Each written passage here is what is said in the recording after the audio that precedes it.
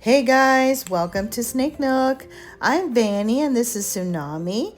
I'm just gonna hang out with Tsunami. She's on the cat tree and we're gonna spend some time with her because I'd like to go over a topic today that I have been thinking about and researching for, at this point, guys, at least 5 or 6 years. So finally, I have decided that it is time for me to share this information that I have been thinking about for a while now. So the topic of this video is why I think that the Colombian Boa Constrictor is the constrictor that never was. You're gonna wanna stay tuned. Yup, the constrictor that never was. If you know, you know. I'll leave it at that, guys. If you know what I'm referencing. But anyway, all of that aside, I do think that the Colombian boa constrictor is the in-between boa. It's not just an imperator, but it's not quite a constrictor. So let's get into this, guys, because I would like to share quite a bit of information with you all as to my conclusion. But before I dive into the topic, I just want to make mention of Tsunami. Tsunami is quite assertive, so I have to be an assertive keeper myself. So if you want to keep a Colombian boa constrictor, it is definitely noteworthy.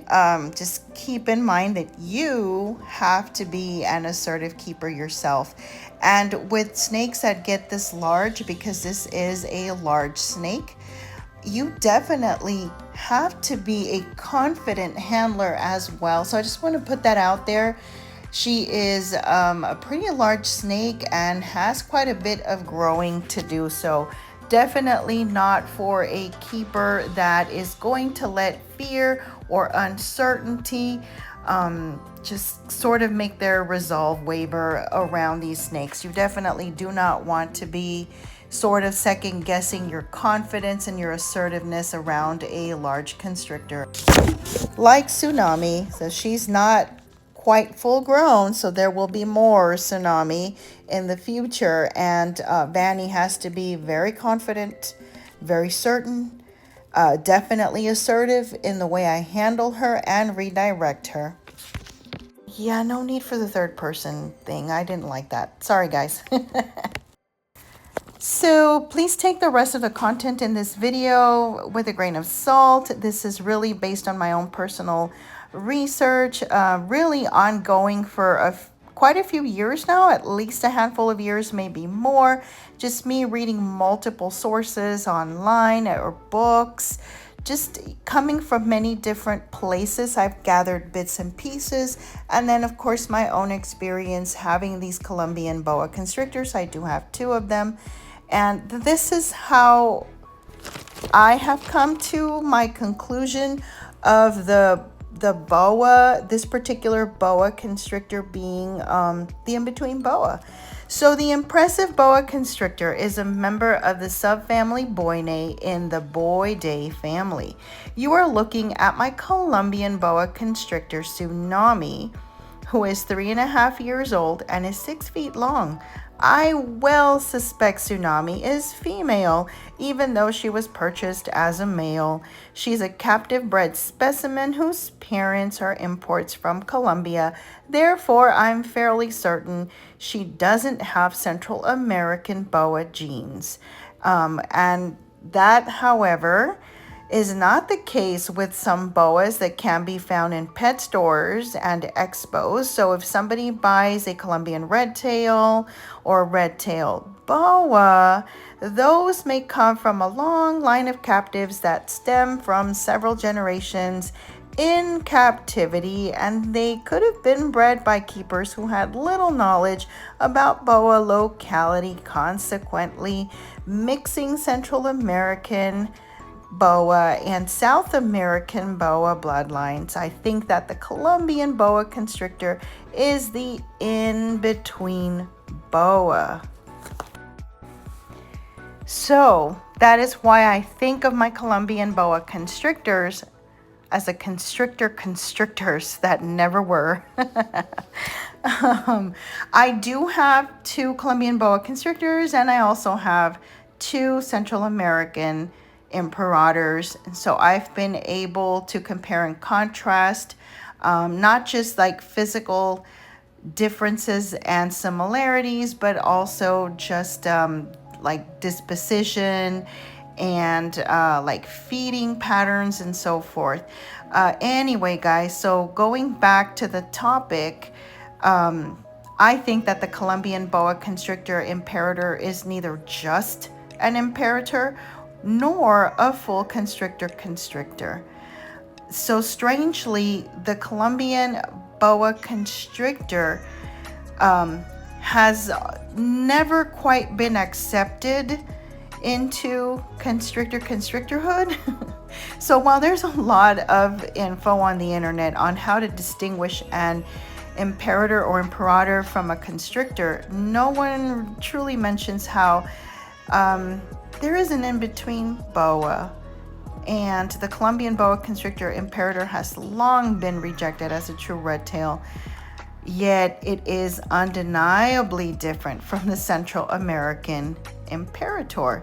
So the problem could stem from that crossbreeding I mentioned earlier. So the imperator and the constrictor, crossbreeding these has possibly yielded poor specimens that are neither classified as imperators nor constrictors.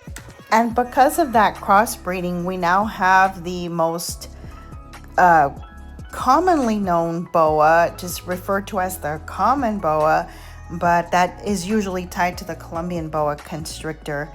And because of all that muddiness, the Colombian boa constrictor has been stripped of its constrictor status.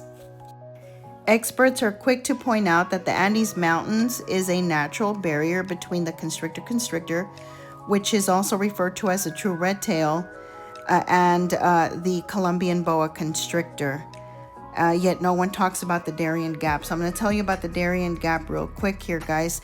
I'm wondering if it could be considered a natural barrier between the Central American imperator and the Colombian boa constrictor, because, and this is what I found through some research, guys, here on Google, I found that the Darien Gap is quite treacherous and almost not at all trackable in some points when you reach it. And so I also read that it is and can be considered a natural barrier, if you will, even with wildlife, because it does keep the wildlife that belongs in Central America. So you don't, not that there isn't any of the same wildlife, but there's certain wildlife that only exists in Central America that does not exist in South America, and yet the continents are connected. So how is it that they are not truly mixing? Like, you have a lot of wildlife that doesn't mix. And so the Darien Gap may have something to do with keeping those imperators on the left side of the gap, and then to the right you've got Colombia and you've got the Colombian boa constrictor. So it's just a thought I had. And then also, as I had been researching, and this has been ongoing for quite a while, I also learned that the Colombian boa constrictors. Okay, hold on. I forgot about this book. So I'm showing you this book. It's just a nifty little boa constrictor manual that I found. I also used a little bit of the info I'd read in there to add to this conversation today. So if you guys can find this, it's actually an older book. Not that it has so much great information, but it actually has some pretty good basic info. It's just really nice to have a book like that around. So back to the Magdalena River really quickly. Actually, the Magdalena River is found between two cordilleras. And so what I'm talking about is the Andes Mountains split in Colombia. They split into 3 parts. And you've got the Cordillera Occidental and the Cordillera Central. And between those 2 cordilleras, you have that Magdalena River where these constrictors were being collected for the pet trade. So, yeah, I'm telling you all this because it gives us insight as to the locality of the Colombian constrictor. I wonder if this boa can be referred to as the Magdalena River boa instead of just a Colombian Boa Imperator or constrictor, because it definitely would make a reference to the locality. So yeah, so then definitely keeping all of that in mind locality wise. So the Colombian Boa Constrictor and the Central American Boa Imperator are two separate boas. And that's why, to me, the boa will always kind of be that in-between boa, not quite a true red tail, the constrictor that never was, but not certainly not an imperator like the ones from Central America. So I do think, however, that the Colombian boa constrictor does resemble the true red tail overall in size, guys. Just looking at that size, muscle mass, and the physical structure, that blocky physical structure that the constrictors have, so does the Colombian boa constrictor. But they are so different from the Central American imperators. Those imperators are smaller, darker. They are considerably less girthy. They don't have that blocky feel to them when you hold them, and they don't hold tightly at all, where these Colombian boa constrictors hold really tightly, like I imagine a BCC does or a constrictor does. So while I was researching the Colombian boa constrictor, I came across a website called Snake House, and it's run by a team of veterinarians, and this is in the Washington and Idaho area. So I just wanted to note that in their website they do make mention of the Colombian boas and how some are either BCCs or BCIs depending on the actual locality, and they do a mid-body scale count on their boas. So they talk about that system and they explain it in more depth in their website.